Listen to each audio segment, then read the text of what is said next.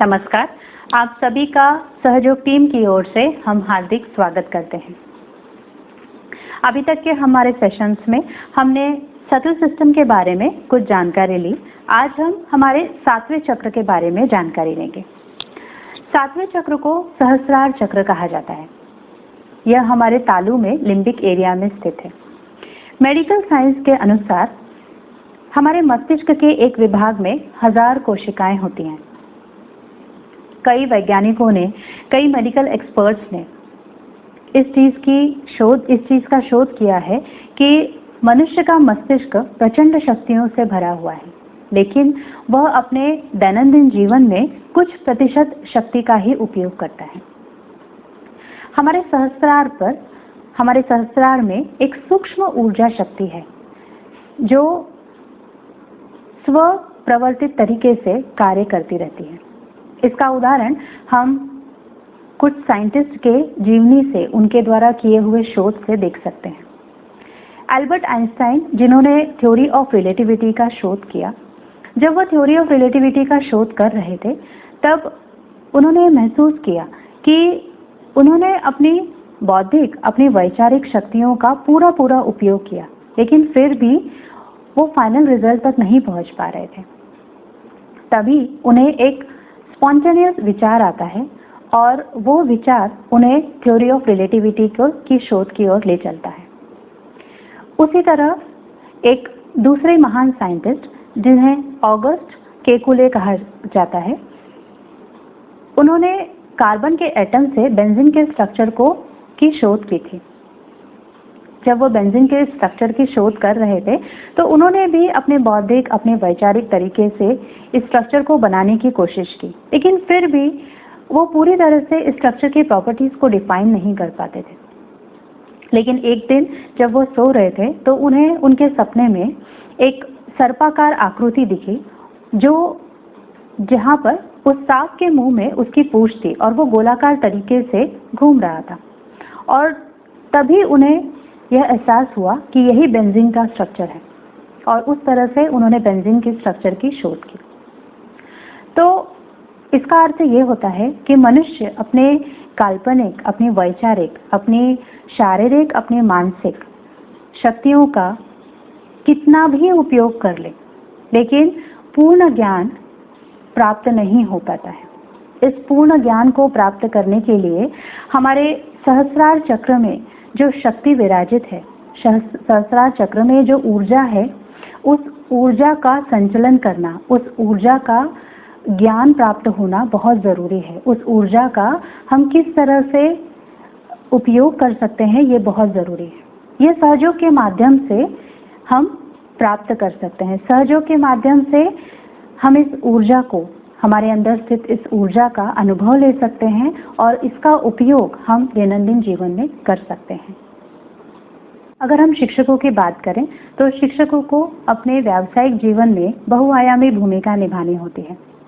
शिक्षक अपने स्टूडेंट्स के लिए पितृत्व, मातृत्व और गुरुत्व की भूमिका सदैव निभाते आते हैं। अध्यापन के साथ साथ शिक्षकों को अपने वरिष्ठ जनों के साथ तालमेल बैठाकर रखना होता है। उनके कौटुंबिक और उनके सामाजिक जिम्मेदारियों को भी उन्हें बहुत अच्छे से निभाना होता है। और इन सभी जिम्मेदारियों को निभाते समय शिक्षकों को सदैव विनम्र बने रहना होता है। उनके कार्य के प्रति सदैव सातत्य बनाए रखना होता है और साथ ही साथ स्वयं को मोटिवेट भी करते रहना होता है। और जो व्यक्ति इन सभी जिम्मेदारियों को बहुत आसानी से, सहजता से निभा पाता है, वही मल्टीटास्किंग पर्सनालिटी कहा जाता है। जब सहस्रार चक्र जागृत होता है, जब हम नियमित ध्यान करते हैं और ध्यान के द्वारा जब सहस्रार चक्र जागृत होता है तो यह सभी चक्रों में इंटीग्रेशन देता है, माने कि सभी चक्रों की ऊर्जा को एक सूत्र में बांधने का कार्य सहस्रार चक्र करता है। अगर किसी भी एक चक्र की ऊर्जा क्षीण हो जाए, या फिर हम कह सकते हैं कि अगर किसी भी एक चक्र का बहुत ज्यादा विकास हो जाए तो दूसरे चक्र की ऊर्जा क्षीण होने लगती है। इसका उदाहरण हम देख सकते हैं कि अगर हृदय चक्र, जो कि हमें आत्मविश्वास देता है, अगर हृदय चक्र में आत्मविश्वास का बहुत ज्यादा विकसित हो जाए और जिसके कारण, जिसका या फिर हम कह सकते हैं कि जिसका संतुलन विशुद्धि और आज्ञा चक्र से ना हो पाए, तो विशुद्धि और आज्ञा चक्र की ऊर्जा क्षीण होने लगती है, जिसके कारण व्यक्ति बहुत ज़्यादा आक्रामक होने लगता है, बहुत ज़्यादा गुस्सा करने लगता है और उसकी वाणी भी आक्रामक होने लगती है। उसी तरह उसकी एकाग्रता भी जाने लगती है, उसका चित्त भी एकाग्र नहीं हो पाता।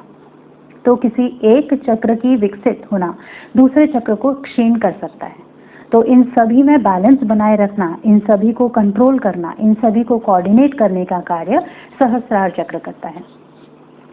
सहस्रार चक्र जब जागृत होता है, माने जब कुंडली शक्ति जागृत होती है और तालु भाग से ब्रह्मरंध्र को पार कर परमात्मा की परम चैतन्य शक्ति के साथ एक रूप होती है, तो उसे हम सम्यकता का मार्ग, सम्यकता की स्थिति कहते हैं, या फिर इसे सोपान मार्ग भी कहा जाता है।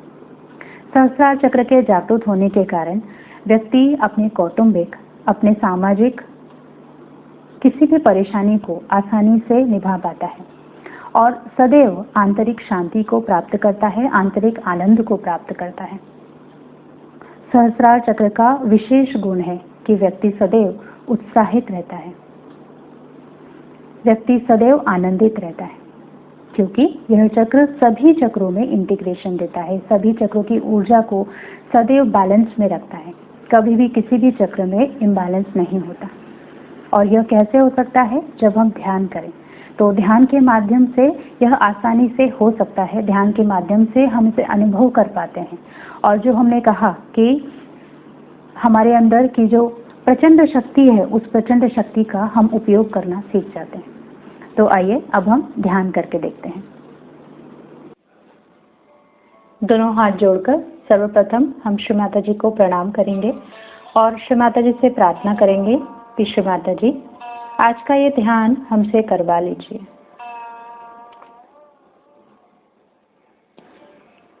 दोनों हाथों को गोद में लेते हैं, धीरे धीरे अपनी आंखों को बंद करेंगे, अपना अटेंशन अपने दोनों हाथों पर और अपने तालू पर। धीरे से अपने राइट हैंड को भूमि माता पर रखते हैं और लेफ्ट हैंड गोद में ही रहने देंगे और यहाँ प्रार्थना करेंगे, श्री माता जी, कृपा कर हमारे लेफ्ट चैनल को क्लीन कर दीजिए।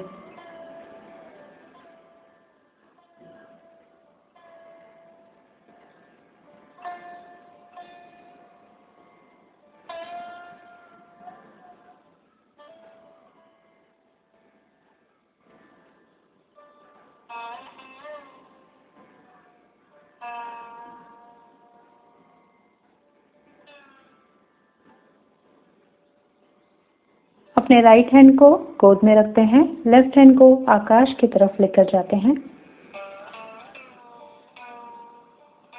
और यहाँ मन ही मन प्रार्थना करेंगे, श्री माता जी, कृपा कर हमारे राइट चैनल को क्लीन कर दीजिए।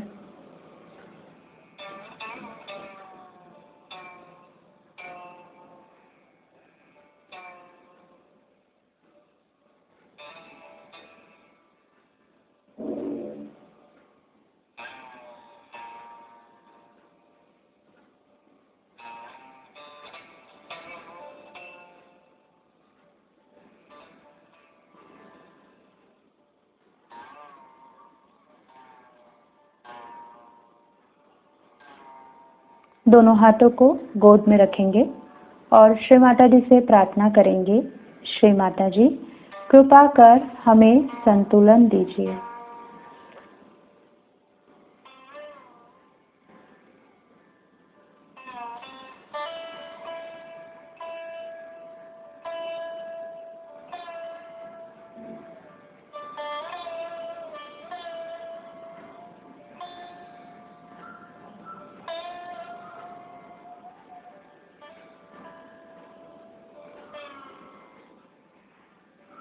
धीरे से अपने राइट हैंड को अपने हृदय पर रखेंगे और यहाँ मन ही मन प्रार्थना करेंगे, श्री माता जी, मैं एक शुद्ध आत्मा हूँ।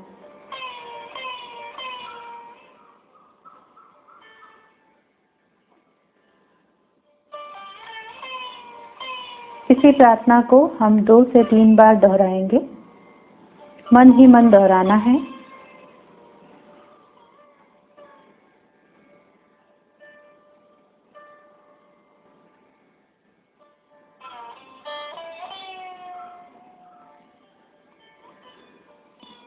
राइट हैंड को गोद में लेकर आते हैं। अब अपने अटेंशन को सबसे पहले चक्र मूलाधार चक्र पर रखेंगे और श्री माता जी से प्रार्थना करेंगे। श्री माता जी, हमारे मूलाधार चक्र को कृपया शुद्ध कर दीजिए।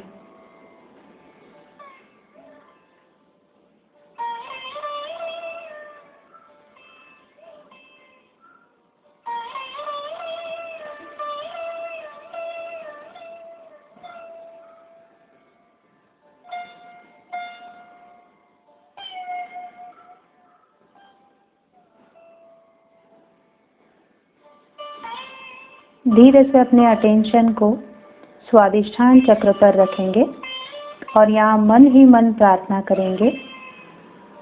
श्री माता जी, कृपया हमारे स्वादिष्ठान चक्र को शुद्ध कर दीजिए।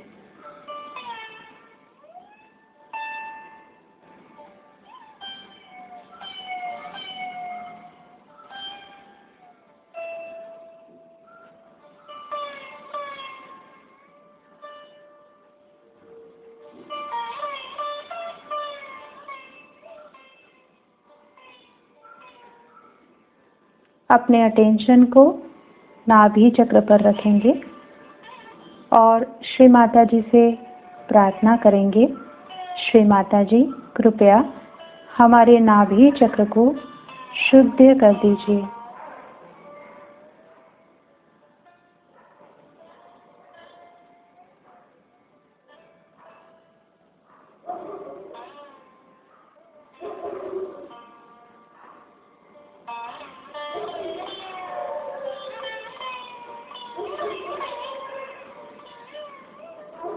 अपने अटेंशन को हम हमारे हृदय चक्र पर रखते हैं और श्री माता जी से प्रार्थना करते हैं। श्री माता जी, कृपया हमारे हृदय चक्र को शुद्ध कर दीजिए।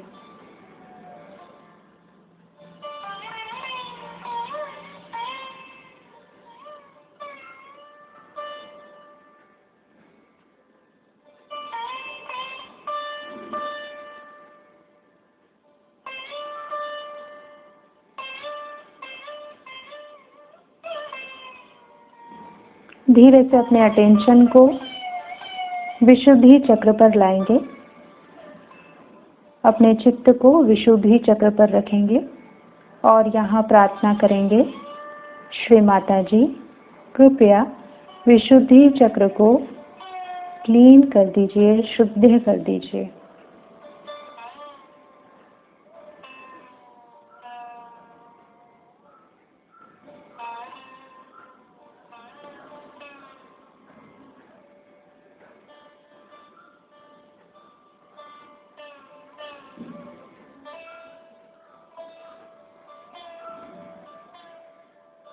अब हम हमारे अटेंशन को आज्ञा चक्र पर लाएंगे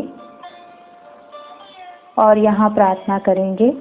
श्री माता जी, कृपया हमारे आज्ञा चक्र को शुद्ध कर दीजिए।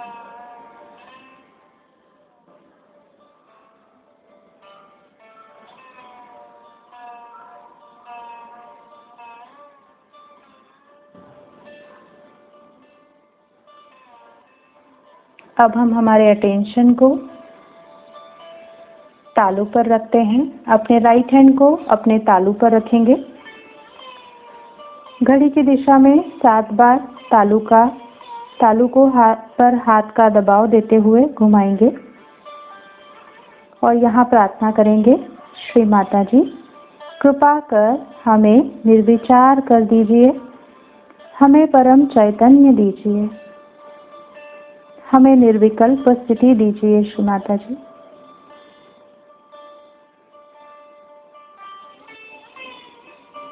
दोनों हाथों को गोद में रखना है और इसी स्थिति में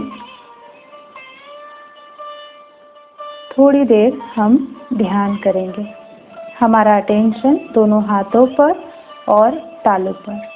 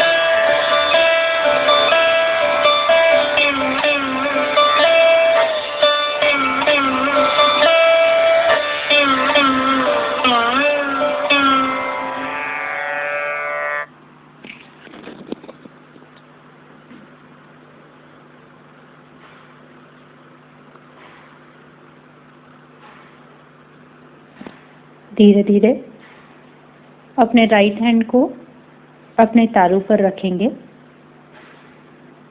तालू के थोड़ा सा ऊपर 2 इंच ऊपर रखना है और देखना है हमारे तालू से हमें कुछ बहता हुआ महसूस हो रहा है क्या। थोड़ा सा हाथ को ऊपर नीचे करके देख सकते हैं।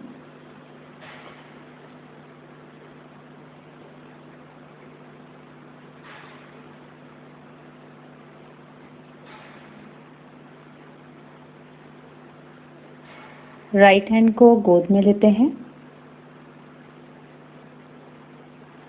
इसी क्रिया को हम हमारे लेफ्ट हैंड से करके देखेंगे। लेफ्ट हैंड को तालू के थोड़ा सा ऊपर 2 इंच ऊपर और महसूस करना है कि हमारे तालू से हमें कुछ बहता हुआ महसूस हो रहा है क्या।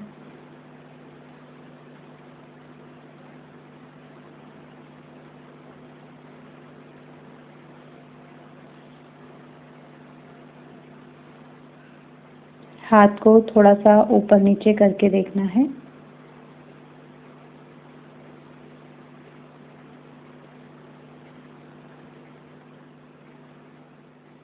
दोनों हाथों को गोद में रखेंगे।